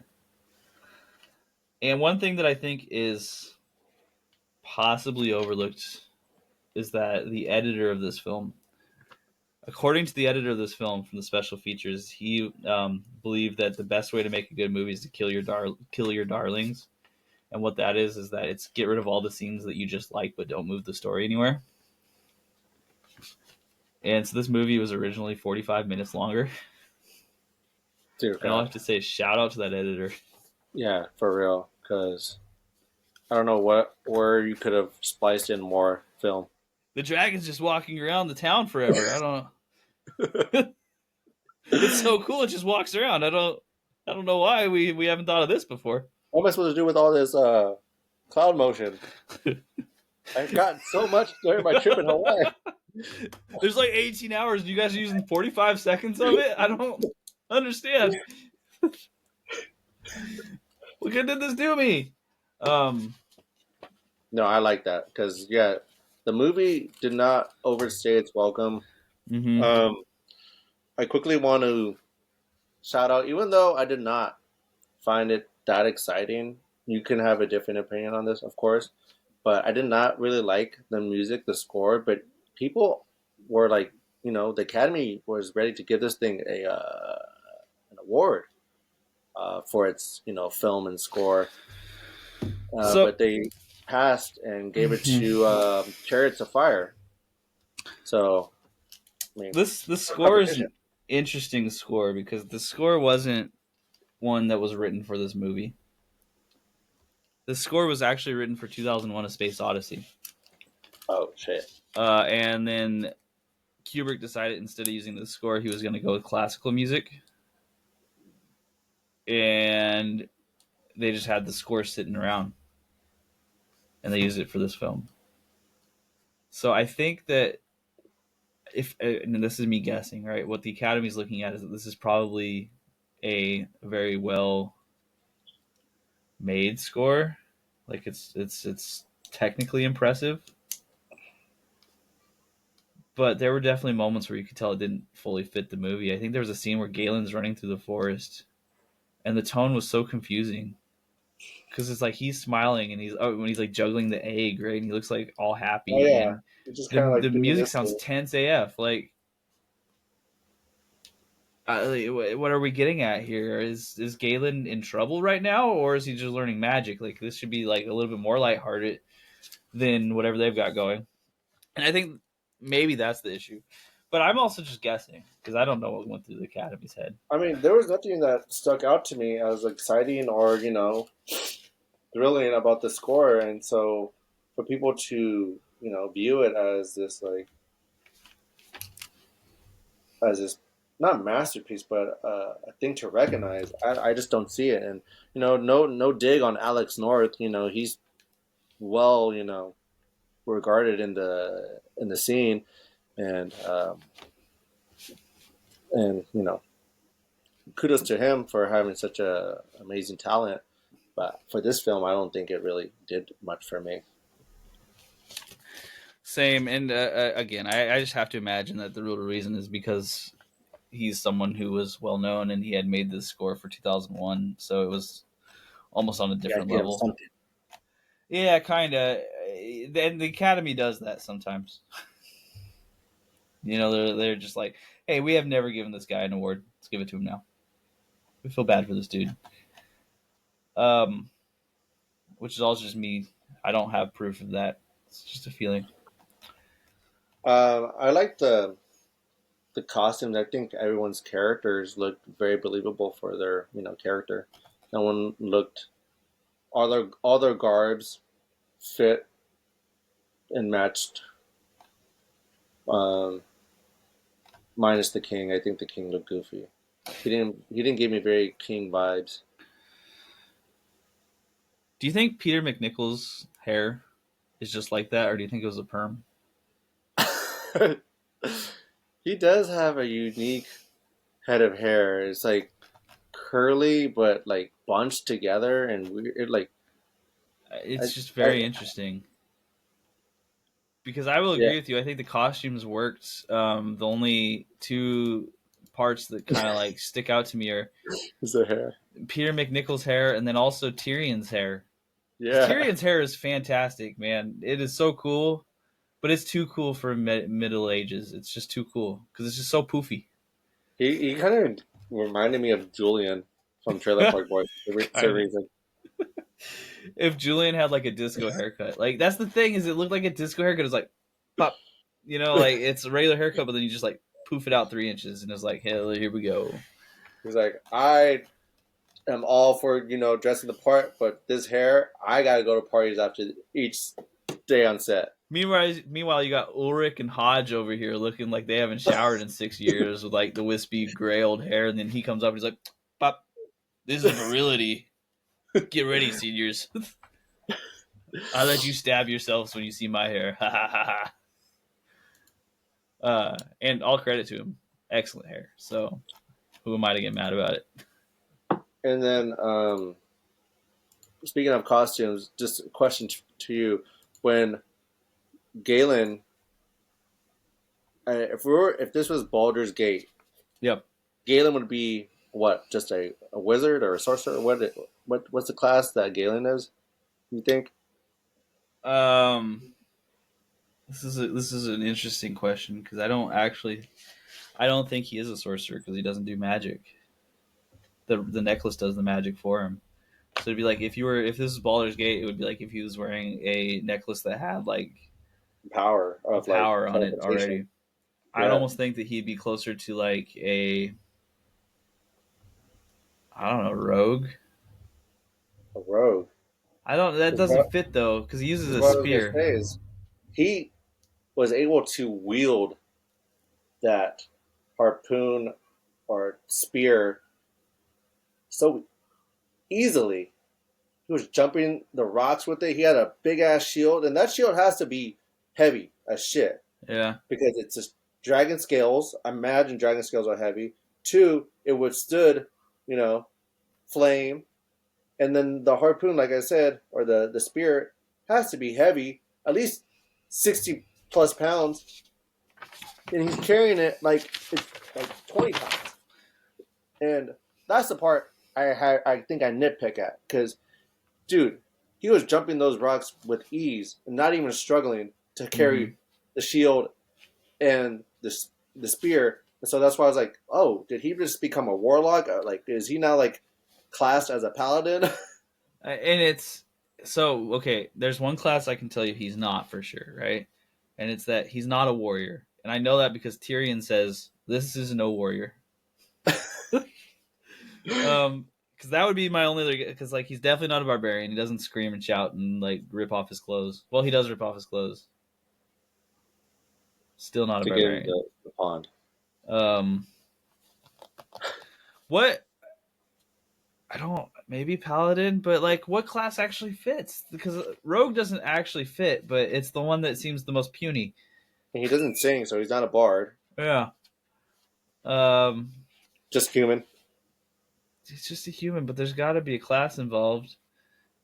He's not a ranger because I don't ever see him firing any bows. Tyrion's maybe a ranger. He Tyrion has to be fires a a bow. sorcerer, right? Because he has to still, sorcerers have to, they're not like built in with magic, right? Like they're not born with magic, are they? They learn how to tap the weave or Yeah, something they're like that. smart, intelligent, and they conjure. So maybe he's a low int sorcerer. I can't do the spells myself, but I know that's how I'll win. Exactly. Okay, and so I was going off of that for a second. That was like kind of like stewing in my brain while I was watching. Like, oh, did he just like become like a different class? Did he just like level up when he got the spear and the dragon shield? And I, we would be, you know, at fault if we didn't talk about Tyrion's death in the fight. Yeah, that was unfortunate, really. Like I guess Tyrion needed it to happen and Galen needed it to happen, but Tyrion was kind of stupid for paying that much attention elsewhere when he's in the middle of a fight. Uh, that fight in particular, real quick, I did find it interesting that like once Galen got the spear, he kind of totally forgot about magic for a little bit. He got Yeah, the spear and he was just like, "No more magic. Spear's the way now. Got it." So I never I even thinks to try to use something. yeah, because he could have like done some like magic where he just disrobed Tyrion and made him fight naked. Exactly. Like because at the end of the day, if you're like, well, it wouldn't have been an honorable fight. He didn't get an honorable killing for Tyrion because Tyrion was distracted. I mean, maybe that's part of a fight. I don't know. And was Tyrion's fight was Above the after? dragon during the princess's. No, but he's already been, you know, given clearance by the king. Why is Tyrion fighting him? Tyrion, that's when Tyrion has the speech about like he's like, I am loyal to the kingdom, not you. That's why I have to stop Galen. Because the king's like, but it's my daughter, Tyrion, and he's like, I know, but I'm loyal to the kingdom. Okay, yeah. Because Tyrion really believes that if the dragon doesn't have the sacrifice, the dragon's going to go take out all these people. So that's where you see Tyrion not actually being the bad guy per se. He is, but he isn't. You know, he's got he's the bad guy with good intentions. There was He's a lot willing. of her. Huh? I was gonna say he's willing to go to terrible measures to get the ends he needs. For sure. And I think there's also some underlying revenge in this story that we didn't talk about because you gain revenge from Galen wanted to avenge Ulrich, so he stabs Tyrion through the wooden stake that is used to sacrifice virgins, but he is the last sacrifice because no one else would die on that stake. And then the virgins, I mean, not the virgins, the well, I guess they are virgins because the baby dragons get Technically murdered. versions. Yeah, get murdered, get murked by Galen. So now the dragon has revenge on its mind. It's like you just, you know, killed my kin. I must kill you now. It's just like the all of the last remnants of the old world prior to religion are all just killing themselves and taking revenge on each other before the end. I think that's what how this world was built on was revenge. You're like, all right, I gotta get back at this guy. I gotta take over this country, this town. 'Cause it's revenge. It's all based on revenge. Everyone's just trying to get revenge. That's probably why the princess was okay with dying then. She was like, oh, now that they know they're going to want revenge on me for fucking sure, so I might as well just go die. It's an easy out. All right. Um, do you have Um, um, more to say? I have a couple more things, but I'm almost done. I think. yeah, me. Hit me up. What you got? I was just kind of curious on like, so he stabs it in the neck, and this might be a fault of mine. Again, Pluto sucks at what for watching movies because the ads really take you out what you've just finished watching, and they Mm-hmm. come at the worst times because um, the pacing and the editing is kind of weird when that happens because there's a moment where he's in the cave, he had stabbed the dragon, and then how did he escape again? Did he just walk out through the back door? Or like, how did he escape the dragon? Did the dragon like peel away? It's like, oh shit, my neck hurts. I have to go back into the water or whatever. Do you remember how he escaped? Because there was a moment where he was not in the cave anymore with the dragon, and he did a D20 leap onto the dragon. That was pretty cool too. I forgot to mention that. I wanted to say he did a D20 roll and got did a perfect leap onto the dragon's back of the neck. Yeah, I think he got away because the dragon was distracted after having just got stabbed. Okay, But I figured as much. I just couldn't remember. So I'm not like 100% confident in that, but that's how I remember it. and um, while the ending was kind of corny, I didn't mind it. Now Galen has the power of wishful thinking. I hope we have a horse. Oh, look, a horse. A magical steed approached, and it was white, and it, like Yeah. like his teacher Ulrich. I definitely got the feeling that they wanted Galen to be like a Luke Skywalker character. He looks kind of like an Yeah, everyone that you can root for, but Galen just wasn't that. They were hoping for more sequels, like a Dragonslayer 2. More dragons, more slaying. This time the dragon. No. Yeah, I don't know. One thing that I have to mention is that when Galen is talking to Valerian's dad, who is a blacksmith, he asks, "Blacksmith, have you ever forged a weapon?" And it was just one of the dumbest questions I've ever heard in my life. This dude had Galen said literally like that? forged the Dragonslayer, and he had it ready to go. And this kid just walks up to him and is like, "Hey, you ever forged a weapon? You know the whole thing that your profession does." Have you just been playing a ruse, fooling the townspeople? And it could have been because that blacksmith was actually really good at ruses, judging by the fact that they were hiding underneath his anvil. But I That's had to true. point that out because when he asked that question, I laughed so hard because I was like, Galen's such a jerk. He doesn't even know it. He's just such a jerk. And I don't get the. I feel like they forced the love story between Valerian and Galen. Well, 100%. They were just like, It's another Johnny Mnemonic. yeah.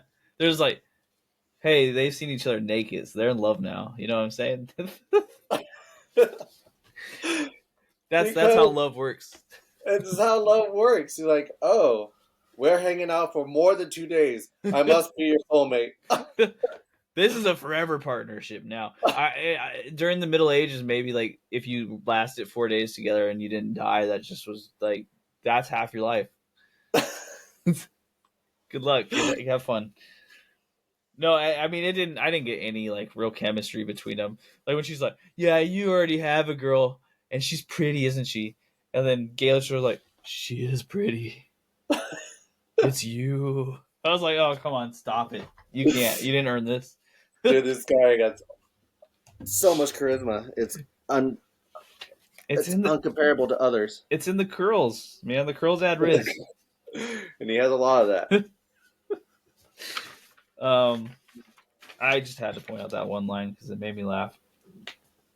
No, I That's appreciate that because like I forgot that like now that I think about it, that was a forced love story. Like not that it took a lot of screen time, but I think it just validated Valerian's character a little bit more to keep her in the film because past the idea that she brought Galen to town, she didn't really serve much of a purpose. she made him a shield, and she They make him a was shield. there's like some subtext here where she's more brave than other girls because she pretended to be a man. Because I think she even said that once. She's like, "I'm a man, remember?" Oh yeah, she's been portraying a man for how many years? You know, like Yeah, almost like her whole life. Because if this Virgin Lottery, I'm not sure how what the uh, what the standards are, but it seems like at any age you could be tossed in the in the basket, stir the tiles.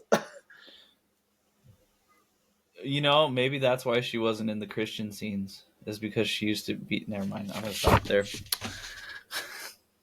There was one more thing. I feel like I think that at the end of the day, movies back in the day, they didn't have like they had big Hollywood names and Hollywood actors, but this movie, you weren't distracted by like how beautiful and hunky some of these actors were. So you're just like left with pure characters, and you're Mm-hmm. not distracted by like a Hollywood actress trying to be this amazing dame. Like I can't believe anyone would not want to be with you, but they're so Yeah, I mean, can you imagine like how different of a movie it would have been if Tyrion was played by like Harrison Ford? right. And like Valerian was played by um, Susan Sarandon. Yeah, yeah, yeah. It would have just been a different film completely. I think you also needed like kind of no name actors at the time because I think this was Caitlin Clark's first movie because of the way they were trying to portray youth. Mm-hmm. Because if you've seen this person doing a lot of things, it's hard to believe that they're like I don't know. It is and it isn't, but like they're young coming of age people, you know. Sure. So Um, yeah, I think that credits the film a little bit more, in my opinion, for them going with that choice of like, not to say they were no names, but like there's nobody that stands out as like a standout, actor or actress. yeah, I think so. This was Peter McNichol's first movie. After this, he did Dang. Sophie's Choice immediately afterwards, which is pretty big. And I remembered him from Ally McBeal in Ghostbusters 2, because in Ghostbusters 2 he plays the art assistant that gets dragged into Vigo. I think his unimportant. He plays a good character in Ghostbusters 2, also a movie that if you had Comedy Central in the 2000s, you watched 130 times. Um, yeah, so they were both kind of like Christy McNichol or Peter McNichol and Christy. Okay, reset. Peter McNichol and Caitlin Clark were both first time actors and actresses, and they were the cast of the leads. Meanwhile, Ralph Richardson was in a movie that we may not know now as well, but he was in Dr. Zhivago, which is a 1965 film, which is like wildly popular. Wildly popular. And I think if you tell me that you know anyone who's seen it, I would be shocked now. Yeah. So he was popular at the Yeah. time, and now he is a nobody to us, which is some sort of existential lesson to history for everyone listening to me right now. Um, I mean, I agree with you though for the most part. Like, there's nothing distracting about them. They fit the parts and they did it well. They weren't asked for more than I think that they needed to be asked for. There's a if you have the chance to watch the Blu-ray special features, do pay attention when they talk about Ulrich's actor Ralph Richardson. Apparently, he was so confused about what they were doing because of the green screens and stuff behind him, and he was so mad. He's like, "You just tell me which way to point and which way to look, and I'll yell." And he's just like old man frustrated. And I mean, it's not part of his time. I can't. It's like this is all new technology. It's like, what the hell is going on? yeah, he's What do like, you mean things are gonna come on the screen later? "You're gonna put clouds behind me? Why not go stand in front of clouds? I don't understand." We're not in They're Hawaii, buddy. We can't. the clouds from Hawaii. That's stupid. I'm in Ireland. You know. No, they filmed it in Northern California, by the way. I thought I saw some parts that, like they had different set areas. Like I think there was like Scotland was on there, like Isla Vista, some stuff. Like there was a lot of like set locations where this movie Mm-hmm. was shot in. There are now, yeah, filming locations: Scotland, Wales. It's interesting because what I see on IMDb doesn't match what they said on the special features. On special features, they said they filmed a lot of it in Northern California, and I don't see that Okay. listed on there at all. What do I know? What do they know? They might have been thinking of a different movie. Like, yeah, you're talking about Dragonslayer, the one I did in like 1998, right? The one with the dinosaurs. I don't know. That is all I have for the film. What about you? No, I'm ready to move on to my final thoughts. Okay. Hit me with your final thoughts, man. Let's go. Yeah, final thoughts on Dragon Slayer. Let's travel through the magical dark fantasy world of Erland and join the well-acted cast on a quest to fight a well-designed 1981 dragon that, for the most part, still holds up pretty well.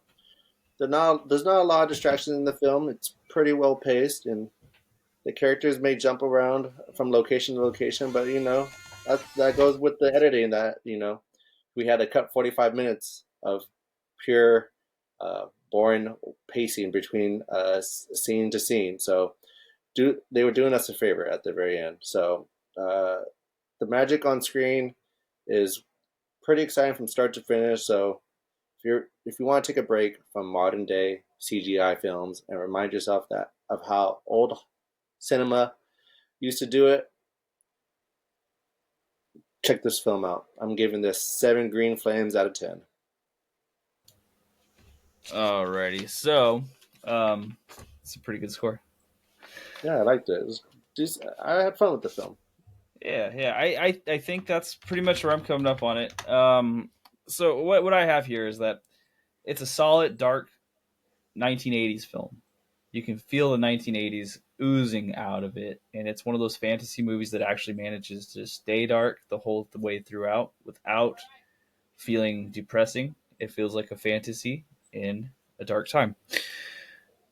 It's a solid story without being overly exciting. The acting is appropriate and it works very well without wowing me, and not in a negative way. It just didn't need to. The cinematography is okay, but the special effects are pretty amazing, especially considering the time they came from.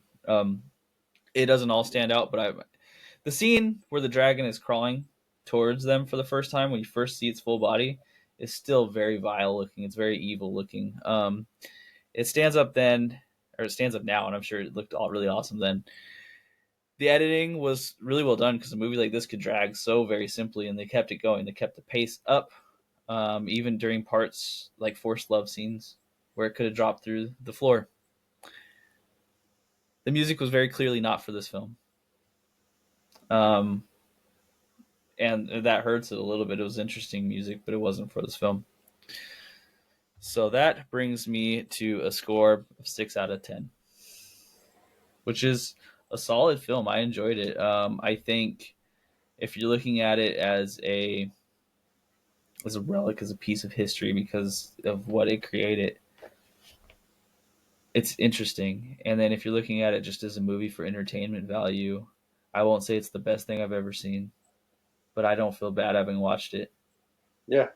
The hardest part about it was watching a PG movie with my 4-year-old and being very confused. And when the nudity popped up, I was like, "What And do it I doesn't tell even him?" you don't even get the little like notes in the back because you know sometimes back in the day the PG and for these reasons it's PG. It doesn't even Mm-hmm. show that, huh? No, it's just like it's PG, and I'm like, okay, cool. So this will be fine. With that said, I mean, the nudity is not. It's not anything offensive. Like the kid who was with me, Dino, my kid, he didn't even ask me a question about it. It wasn't even a thing to him. It was just like they're swimming, whatever.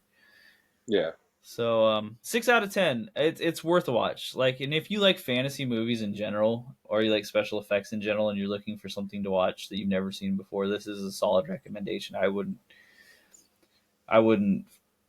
look down on anyone who has uh, recommended this film. I mean, Yeah, I think that's where I fall on it. Like, 'cause I do generally like fantasy films just because it's easy to find an escape, and um, these movies do a really good job at creating that world.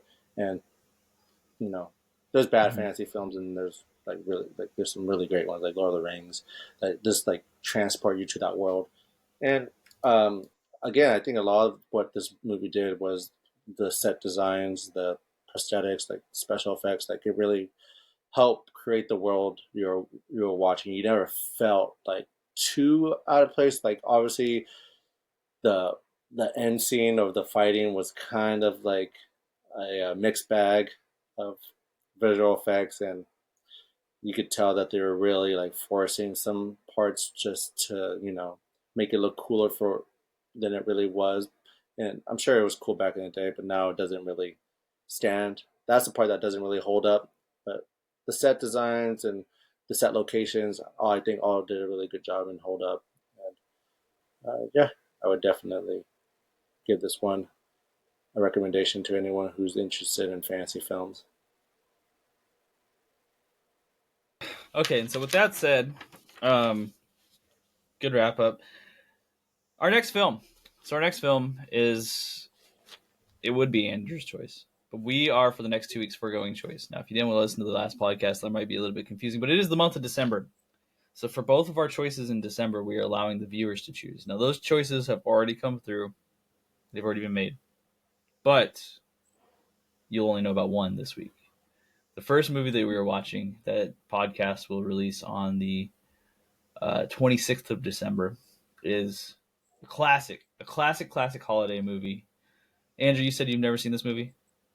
I've never seen this movie. I've heard a lot about it, and it's referenced often. So, And this is for an actor who deserves a little bit of recognition this year, especially for the things he's gone through in his personal life. So we were watching Die Hard with Bruce Willis. Absolute classic. The child is saying hello at this perfect timing. So we were gonna watch Die Hard. It'll come out the day after Christmas. I'm excited for it. We will attempt to live stream this on December 20th if you manage to listen to it. yeah, we'll give it a good effort on December 20th. At the very least, if we can't put it live, because we can't show the movie live, we're not going to get the rights to that, and we can't afford to buy rights to that. If we can't get a live stream of it, we will watch it live, me and Andrew, and we will allow you to know when. Not allow you to know. We'll tell you what time it starts. Sorry, this is my child. He's messing with me right now. I know it's bedtime. Okay, anyway, we're going to watch the movie. Me and Andrew are going to watch it together. We'll give you timestamps. We'll synchronize clocks. We will let you know. So if you want to join in on the laughs and the whatnots, you should have time to do it then. If that doesn't work, it'll be a normal podcast as such. Anything else, Andrew? I think that's all I have. Okay. No more smoke. I beg you. Stay tuned.